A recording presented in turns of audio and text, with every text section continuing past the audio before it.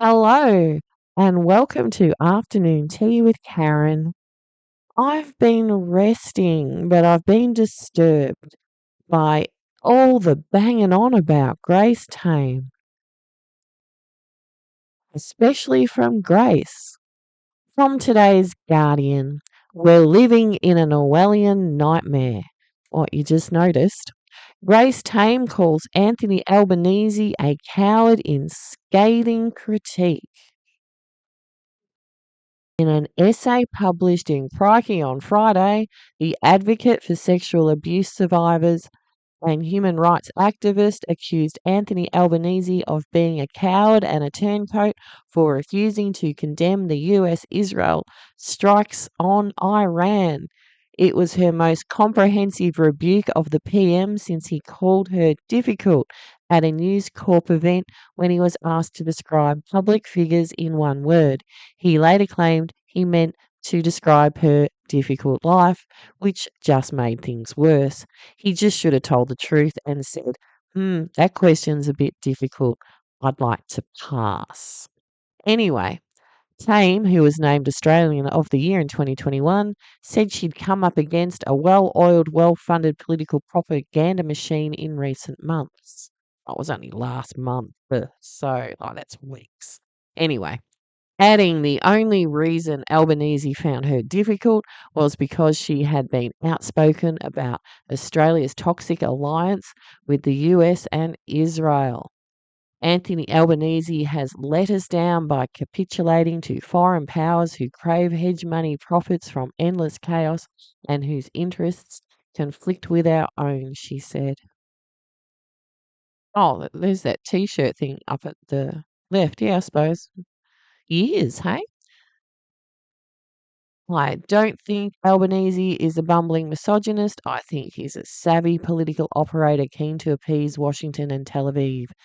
It's a badge of honor to weigh on his conscience.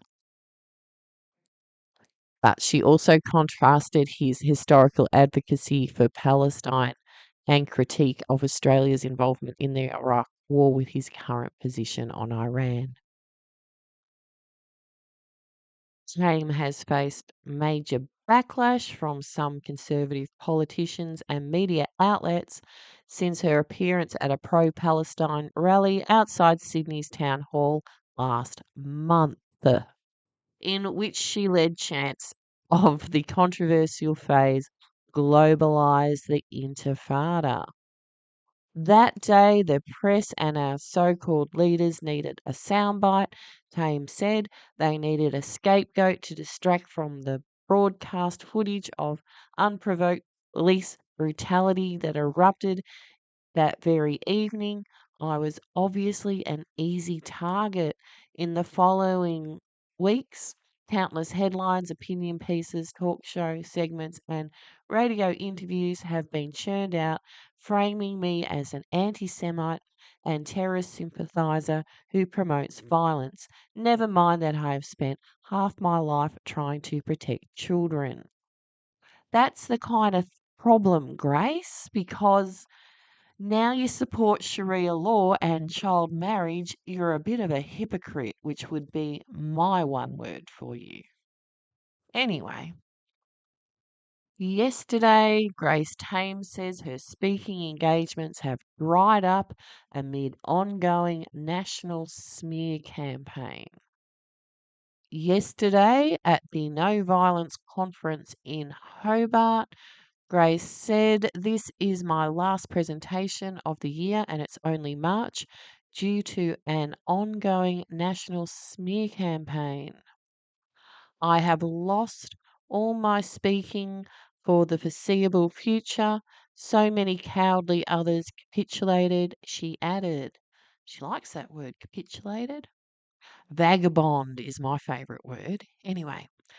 Tame said she believes the withdrawn speaking engagements are just a blip, adding that she's up against a well oiled political machine but will remain tough in her ongoing advocacy. It comes after Tame drew criticism over her attendance at the anti-Isaac Herzog rally in Sydney last month, where she chanted the phrase, "Globalise the Intifada." The slogan is used by Palestinian supporters to advocate for Palestinian resistance against Israel occupation/existence. Like, just own it, Grace. If that's how you feel, just own it. Last week, she lost 3 speaking engagements as a result of efforts to have her removed from various scheduled appearances. One such effort was led by the Australian Jewish Association, which last month wrote to the organiser of the Bendigo Women's Day breakfast asking for Tame's planned speaking engagement to be axed. The event ultimately went ahead with Tame as a speaker, but the media didn't attend. He said the organisation had received letters and phone calls and that other speakers had been approached to have Tame removed, but did not specifically where the pressure came from. Specify, sorry, where the pressure came from. Maybe it came from people who thought Grace was ageist. Sorry, I'm going to bring up this article from The Guardian, and I actually really love her clapback, by the way. She says, "Spare me the condescension, old man." Yeah.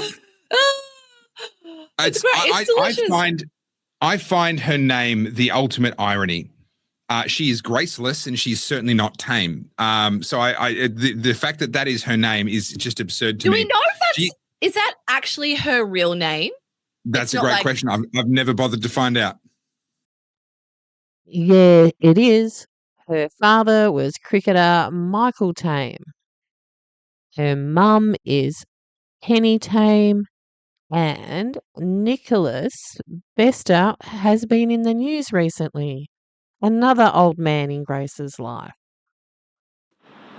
A final decision, more than 4 years in the making. Today, Hobart Magistrate Andrew McKee found that Nicholas Bester is unfit to stand trial for 3 counts of using a carriage service to menace, harass or cause offence.